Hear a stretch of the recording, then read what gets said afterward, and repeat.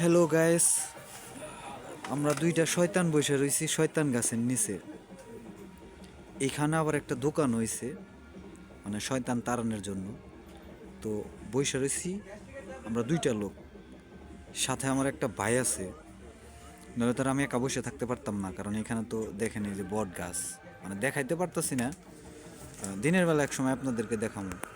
এই যে আমার একটা ভাই রয়েছে, খুবই সুন্দর চেহারা, লাজুক টাইপের। ক্যামেরা ধরলে বলে কি, না এগুলা করো না। ওই যে কথায় আছে না, যে চেহারা একটু ভালো থাকলে বেশি ভাব হয় আর কি। যাই হোক, আমরা এইখানে বসে রইছি। আপনারা একটু দোয়া করবেন যাতে আমাদের পিছন থেকে এসে শয়তান আক্রমণ না করে, যেহেতু শয়তানের বাসস্থানে আমরা বসে রয়েছি। এই যে দুইটা লোক, সবাই একটু বেশি বেশি দোয়া করবেন, ঠিক আছে? আর সবাই ভালো থাকবেন, সুস্থ থাকবেন।